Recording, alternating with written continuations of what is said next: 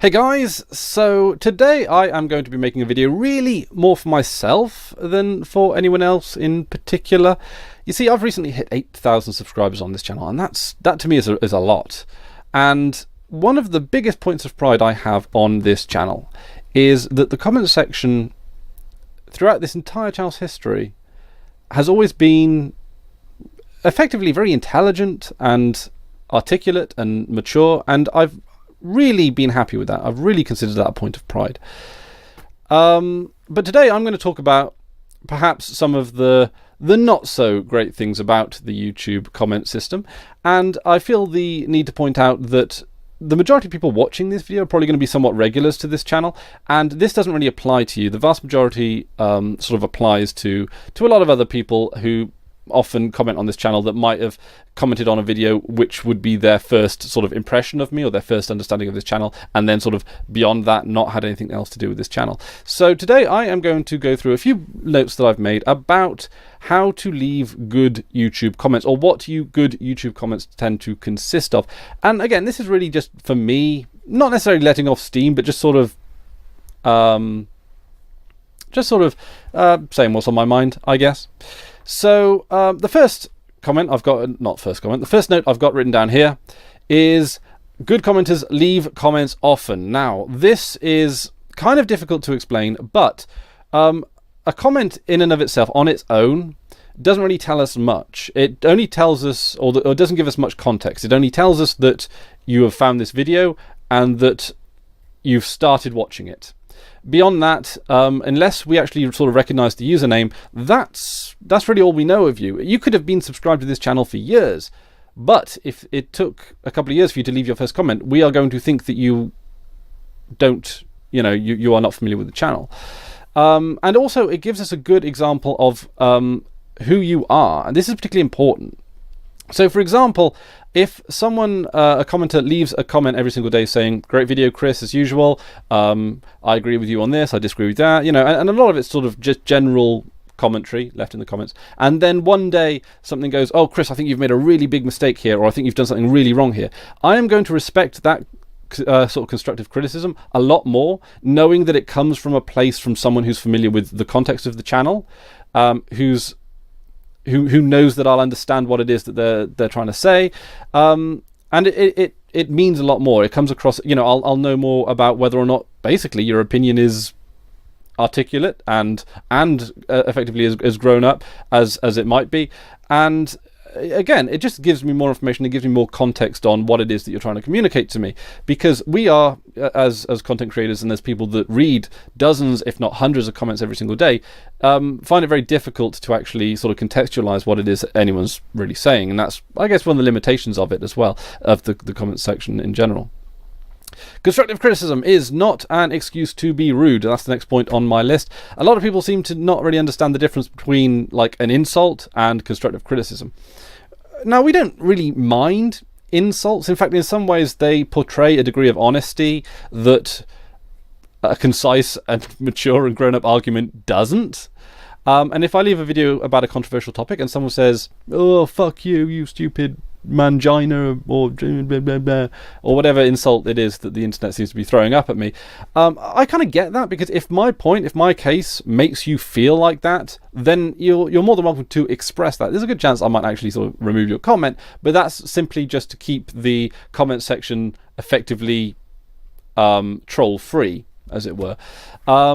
It's not actually out of any kind of personal, we've heard every insult under the sun, as content creators. You're not going to say anything that can really hurt our feelings. If our feelings were easily hurt, we wouldn't be making YouTube videos in the first place. Next point is assume we read every single comment that is left. It is actually quite easy with YouTube's interface to actually read every single comment that comes through on this channel, particularly every new thread that started. Sometimes like replies to other comments are kind of difficult. They don't always come up, especially if it's a thread that's been commented on a lot. But every new comment, it shows up in a very easy way for us to read as content creators. So if we want to, we can read every single comment on a YouTube channel. And even, because it takes me a couple of minutes a day and I've only got 8,000 subscribers, I can't imagine a situation where someone with 100,000 subscribers who gets hundreds of thousands of views a day doesn't have time to actually read every single comment if they want to. Like, if a channel gets that big, there's a good chance that the comment section has turned to something significantly less coherent than I might have here. And like I say, this channel, and I do really consider it some kind of, I mean, it feels like an achievement, but it's an achievement not done by me. And I kind of feel that that the comment section here is pleasant enough to engage in, that I can engage in, that I can read every single comment. Obviously I don't have the time to leave a reply to every single comment, and that's really quite difficult, especially when a lot of this channel is focused around, you know, sort of tangible facts and things like that. And it is quite the case that every time I leave a reply comment or something like that, I'll have to do a quick Google search to make sure that, like, what I'm saying is backed up by sources. But yeah, you know, we can read every single comment. I make the effort to do so. So it's always good to assume that a comment you're going to leave is likely to be read. There's a minor annoyance that I often find on videos that I've made that have a large number of views is that sometimes people will often refer to me as this guy here. Like, hang on a minute, I've taken the time out to make a decent video really for little more than your personal enjoyment. Like, the amount that you're actually paying for this video, even in like time for ads and stuff like that, like, it's minimal, right? You could at least acknowledge that I have, you know, and I kind of get the reason why they say it. They assume that once a video hits, I don't know, 100,000 views or something, that that a video is like a year old, that then I'm not going to come back to it. I'm not going to engage in the comment section. I might as well not be there. So I kind of understand where they're coming from, but at the same time, still quite annoying. But again, you know, first world problem. You know, it's not like. Take note of when the video was made. I get this a lot. I've got a few videos that I made about a year ago, maybe even a bit more than a year ago now, that still get a lot of views to this day, and I still get a lot of comments to this day. And a lot of people there, with all good intentions, leave constructive criticisms. For example, have you thought about shortening the length of your videos? That's a great one. Because because a lot of the time, well, you haven't seen a video recently, so like, I don't understand what you're trying to help me out with, you know. And when you know, so constructive criticism doesn't really work on a really old video. When it's a newer video, you know, then there's something to be said for it. It's kind of similar to the 5-minute rule, is that you should only ever comment on someone, or you should only ever like constructively criticize something that someone is doing or something about them if they can fix it in 5 minutes. Otherwise, you're not helping anyone, you're just making someone else nervous. So for example, a good example would be, you've got something in your teeth. If you have something in your teeth, you damn well want to know about it, and it doesn't take more than 5 minutes to change or to fix. It's just a quick trip to the bathroom, bam. But then saying that your shoes don't match the rest of your outfit, for example, or something to that effect, that's like a really bad thing to say, because obviously you can't switch out your shoes, and then you just go around the rest of the day thinking, you know, or being sort of self-aware of it. So a lot of it is just sort of try and sort of, you know, be empathic about it, and sort of try and sort of contextualize, well, yeah, like, you know, a video I made a year ago might be a little bit on the long side, but but what am I going to do about it now? I've even, in fact, in the video that I'm thinking of in question, which is why I ditched Ubuntu for Linux Mint, I think it was, it's about 37 minutes long, and a lot of people, and I get about a comment every single day of people saying, have you considered making shorter videos? Very few of my videos are 37 minutes long. So clearly, you know, there you go. And in fact, I even did a version of that video that was shorter and more concise and more up to date, that obviously people haven't checked to look up. If you want to leave constructive criticism, that's 100% great, but like, make sure that it's or like, make some attempt for that constructive criticism to be useful. Give me a chance to act on it. You know, it's all well and good criticize something that I made a year ago, but the chances are I've either rectified the problem, or know it exists and I'm not doing anything, you know, and I'm happy with it, or yeah, it's, you know, it's a case of usefulness, I think, when it comes to constructive criticism. Oh, this is the worst of them. Oh, right. Don't suggest ways on how we can get more views and subscribers.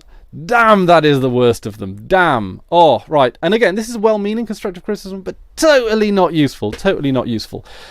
Yeah, a lot of people, and again, this actually goes back to the length of my videos issue, is a lot of people say, oh, Chris, if you want to get more views and subscribers, try making your videos a bit shorter, or try shooting them in different locations, or try talking less about Linux. And it's like stuff like this, and it's like, well, first off, most of the people that leave these kind of comments don't have channels with thousands of subscribers on them.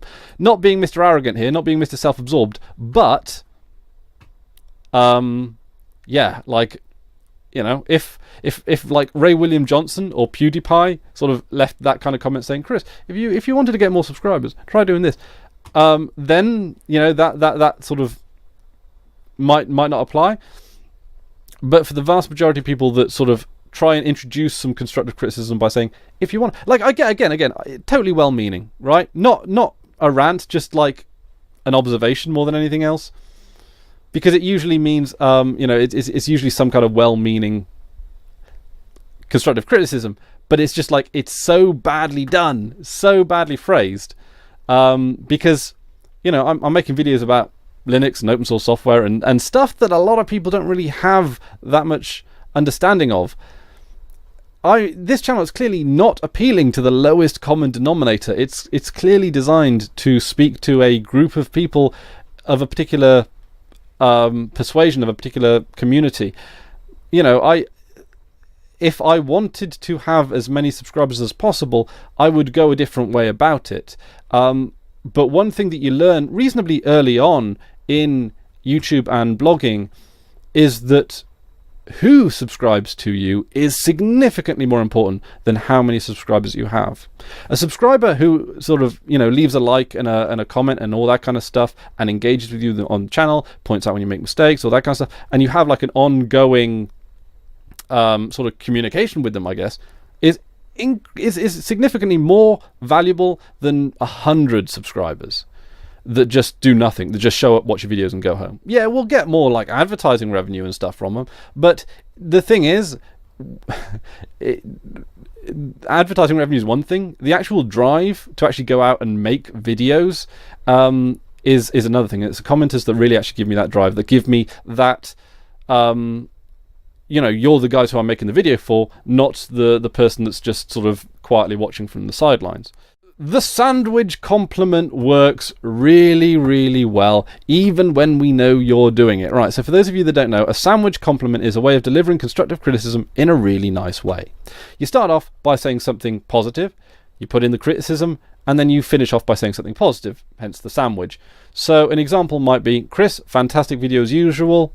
However, I have noticed that your microphone placement might be a little bit off, and the sound comes across as being quite tinny. But that being said, I really enjoyed the content. That would be a good example of a sandwich compliment. It's like, even though it's very obviously laid out in a very specific way, it still works because it's really easy to read. That's the thing. Like, when you have an abrasive comment, it's very difficult to really give that comment any kind of serious consideration, because it might be charged, or it might be completely sort of oblivious to a lot of other things, or it might just be that you've read that comment and it just, the phraseology of it and the tone of it just comes across so negatively that you know, don't take any use out of it. Whereas someone that's actually taken the time to actually think out their comment, that's someone who I'm going to respect significantly more. So there's that. And it does work really, really well, because again, constructive criticism is not telling you what's wrong with your channel, your videos, or whatever. It's telling you how you can improve. And there are good ways and bad ways of doing constructive criticism, but a lot of the time people just don't know what constructive criticism really is. Or the vast majority of people that leave comments saying that, I don't know, they don't like the sound of my voice, or that I'm boring, or that kind of stuff. That's not constructive criticism, no matter how much you think it is. But there you go. This one is, again, a very much a me thing, but we really do appreciate when you take the effort and time to leave comments made up of good grammar and spelling and punctuation.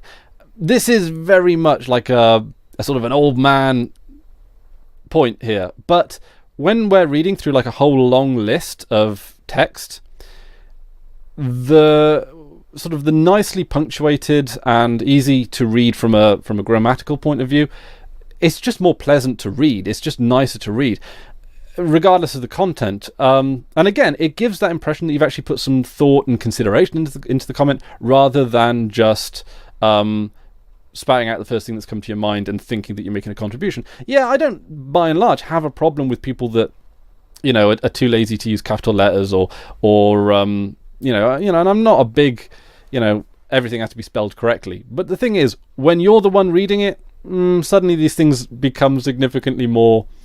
You become more appreciative of them. So again, it's not something that I'm sort of telling people they should or shouldn't do, but just from a standpoint of being a content creator, it helps. It helps.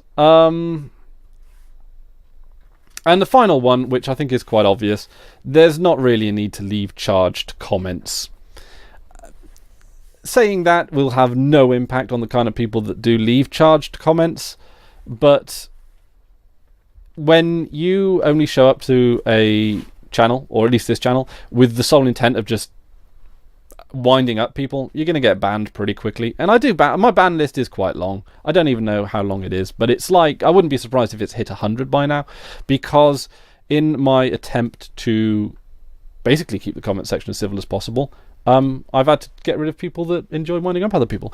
If you are watching this and for some reason you feel wrongly banned, give me a tweet and I'll probably reverse the ban. If you know, like, I'm not, I ban people because it's the path of least resistance to keeping a clean comment section. But again, you know, if you ever feel like I've done it by accident, let me know by Twitter, and you know, you don't even have to apologize. You have to say, Chris, I think you wrongly banned me. I think you think I was winding people up, but I wasn't.